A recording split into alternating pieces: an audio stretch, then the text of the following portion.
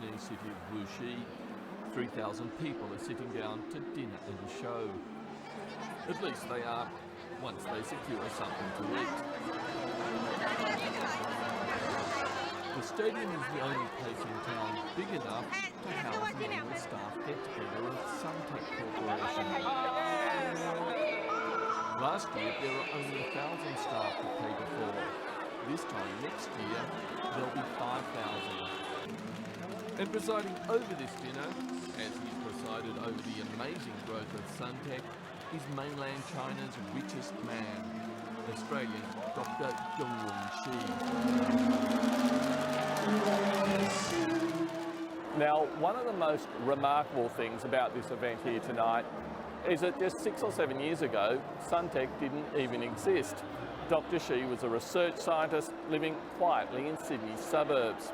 Now he's become one of China's most successful businessmen, but he's not content with just making money, he also wants to save the planet.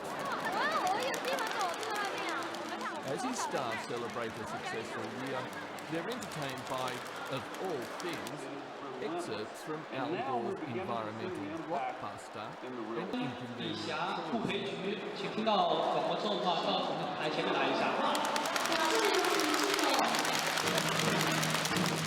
And when Dr. Shi addresses his staff, it's to pay tribute to Suntech. Truth， 这是 Al Gore， 他在这个总统没有竞选上，他却做了一件可能比总统更伟大的事情。他花了6年的时间，在全世界明说，我们人类生存所面临的挑战，就是地球变暖。 It's a message that doesn't appear to do much for many of the factory workers in the audience. 我的感觉好像下面这个声音比较噪音比较大，大家能不能稍许 quiet， 听我把话讲完。 Later I asked why lecture his staff on the environment. The message I try to send to the staff is our responsibility. The product we produce is to save the environment, save the earth. So we should feel proud of what we are doing. Of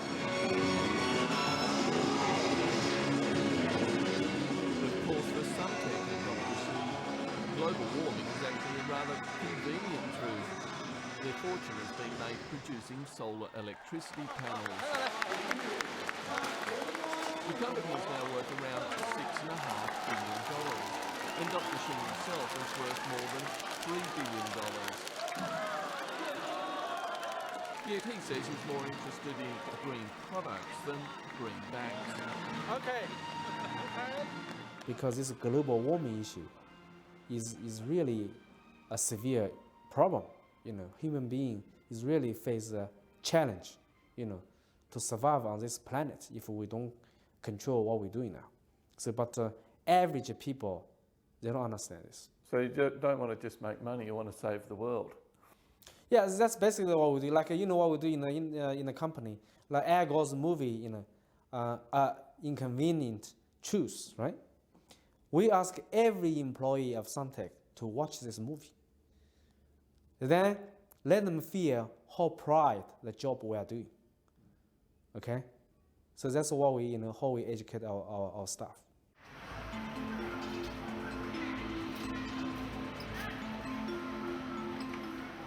This is how Suntech makes its money, producing solar electricity panels to export to the world.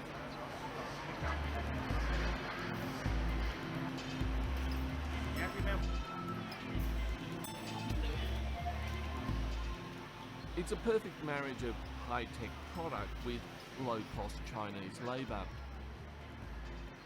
These workers soldering fragile silicon wafers together are doing what a machine might do in Europe or the States. It's a formula that's seen Suntech's profits and its New York listed shares skyrocket. So, how does it feel suddenly to be so rich, to have so much money? I think for most, if not all, entrepreneurs, I think the purpose is not for the personal wealth, although in the end is show up, somebody earns so much money.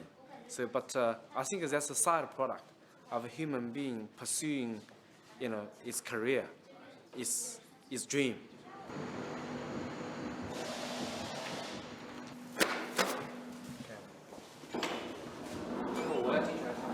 不用进来。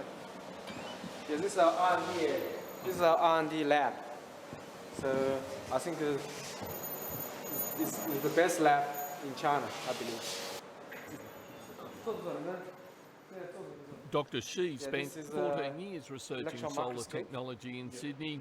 And He's doing some, familiar with spectral every response machine in of solar Suntech's cell. lab. So, And all this technology, you understand it all, don't you? of course, yes. We developed, and that's the whole lab is basically designed by myself. The solar power entrepreneur believes his photovoltaic cells will soon become price competitive with fossil fuels. I keep telling people in 10 years' time, if we do not have any technology innovation, the price will be at least half in 10 years' time. So I think solar definitely will become more and more competitive So within 10 years? within 10 years. So what would you say to Australian politicians who say, look, if we replace coal, we need to replace it with nuclear because solar simply can't do it? Well, I think that's why our politicians need to see solar in a dynamic way. It's not still, it stands still. It's changing every day. Australian government people should keep the quality coal underneath the earth, okay? To keep the value there, to start to use sunshine. If I don't solve this problem immediately, it's going to hit the company in a short term. So I have to Keeping up with Dr. Shi is no easy task, as he's called from the lab to a crisis meeting. So, that's also I'm enjoying doing it. Yeah. 我们开会，然后有一个 SBS。OK。 Suntech is already a massively successful company, but it would be even more successful if it had had access to radical new technology that Dr. Shi himself helped develop in Australia, but is not permitted to use. The story of what happened to that technology is instructive for what it says about Australia and for how it shaped Zhang Xi's plans to shake up the global energy business. Zhang Shi arrived here at the University of New South Wales back in 1988 to study for a PhD. But he had no real interest in solar power. In fact, he had no real interest in research at all.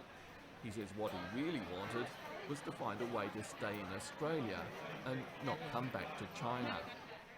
Well, supposedly I should come back because that's sort of a part of a agreement I had with the institute I used to work for.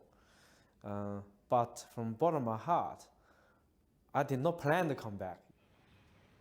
Then two life-changing events occurred. Zhang Shi and his wife were granted Australian citizenship, and the young researcher talked his way into a position here with this university's world-leading solar electricity program. But when I really started my research, okay, then I realized it's so enjoyable.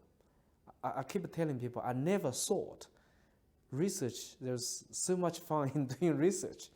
And I could be a good scientist. I never thought of myself could be a experienced or talented scientist. Before, I never thought of it when I was in China. Graduating with a PhD, she had helped develop a revolutionary new technology that used a fraction of the costly silicon used in traditional solar wafers. He continued that research at Pacific Solar, a company connected to the University of New South Wales, but it burnt through $25 million in research money without commercialising the technology.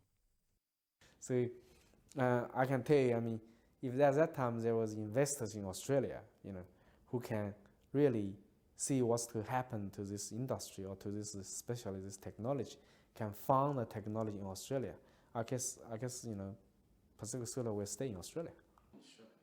With money drying up, Dr. Shi suggested Pacific Solar start its own manufacturing in China. I proposed this to the managing director at that time.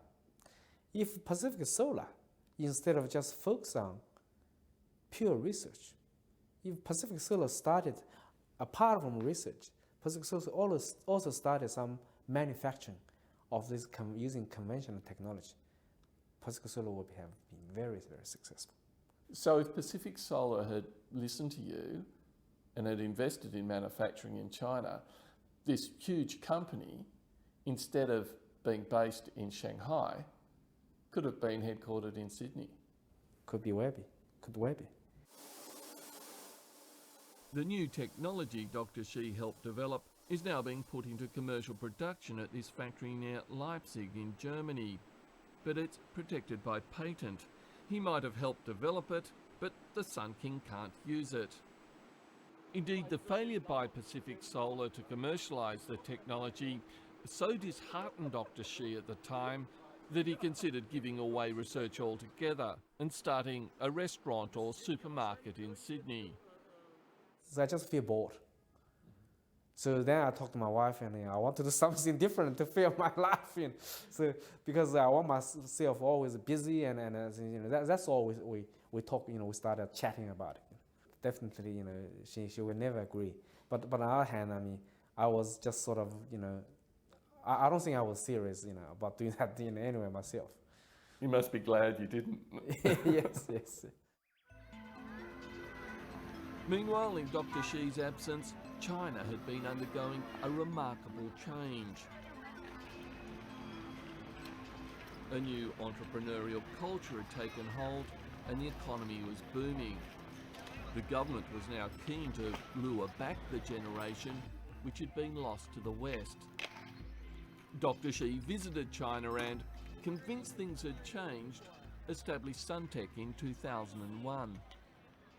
So I realized if I come back here, I can really do something, because I have so much more advanced, experience and knowledge than people here, do. So I think this country needs me. So with that, of course, that's also egoism, right? So I can, show my value here. So the real reason you came back to China was because, unlike Australia, you felt that here you could make a difference. You're right. Yeah, that sort of summarized well, yes.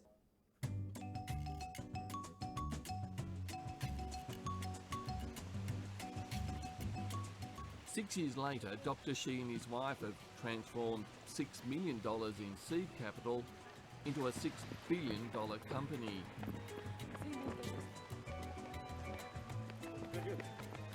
They live in an apartment in this well-to-do neighbourhood populated largely by expats.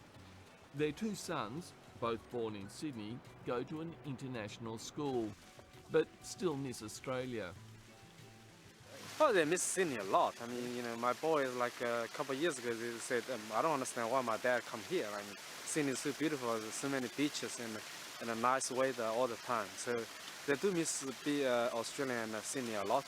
So, but basically, although we live in China, but closed door, I think our lifestyle is still very much, similar to what we had in Sydney. Indeed, the entrepreneur remains an Australian citizen and flies the Australian flag outside his headquarters in Wuxi. Why? Why have the Australian flag? Oh, because, it's still Australian flag because we have Australian shareholder. Okay. Yeah, still about 25% of shares Australian shareholder. So how do you think of yourself now, as Chinese or as Australian? I think myself both actually, because I still think myself is Australian Chinese, because I'm an Australian, as a race, and but the 14 years is my golden time, and I spent in Australia. I learn a lot, especially the philosophy and the mentality, type of thing, I find is really important. People very open, very straight, very honest, and very objective in certain sense. Yet there are aspects of the Australian character that Dr. Shi is not so impressed with. He's opened his door to small entrepreneurs from around the world. Here he's meeting with a Chinese American, hoping to interest the Sun King in a new venture. Okay, so how we can use this? Basically, we plan for 25% going to ramp this. Dr. Shi says such dealings are based on trust, but says it's something some Australians seem to have in short supply. So what we found is there's always a trust issue in the beginning. So I find, our Australian, some Australian companies' mentality, there seems always maybe Dr. Shi want to steal my technology, or Suntech want to steal my technology and try to copy it. But I keep telling them, I'm Australian. Okay, I live in Australia for 14 years. I came here, to start a business. We are so successful. We make a lot of money. We don't. It's like we are not like a startup company which depend on your technology. So in many ways, they're more interested in not being ripped off than they are about succeeding. Yes. Yeah. And yet Dr. Shi's new business plan includes Australia. He learnt from his time at Pacific Solar that research works better if it's married to manufacturing. Now he wants to vertically integrate his company even further by mining his own silicon in Queensland or Western Australia and refining it in Tasmania. So to refine silicon will require, high purity quartz and cheap electricity, and also some good engineers. I think Australia has all this. Suntech currently exports the great majority of its production, but as it builds a massive new plant in Wuxi, Dr. Shi is carefully cultivating the market that holds the greatest potential for his company, China itself. Suntech has built a number of small-scale demonstration projects, like installing solar panels on the roofs of these apartments that feed power into the nearby grid. And this car park, where the lighting is solar-powered. The parking is for visitors to Wuxi's lake, a famous beauty spot, now clouded, like much of the country, in a perpetual haze of pollution. The Chinese government has recently declared the twin aims of improving energy efficiency and reducing pollution. Dr. Shi believes that within 5 years, it will embrace solar power. Looking out over Shanghai from Suntech's 63rd story office, he lets me in on the final stage of his plan. As well as mining and processing silicon, developing world's best solar panel technology, and manufacturing the panels, he wants to start selling the power they generate. In 20 years' time, we are more thinking about the company as an energy company. It's not just produce a solar panel. So as an energy company, as you can imagine, like a BP or Share. Zhonglong Shi's vision would turn the energy industry inside out. Solar would no longer be an alternative fuel, and Suntech would be at the centre, competing with the fossil fuel giants of today. Maybe in the future, we're reaching the same scale as of BP or Share, but we are a solar energy company, not an oil energy company.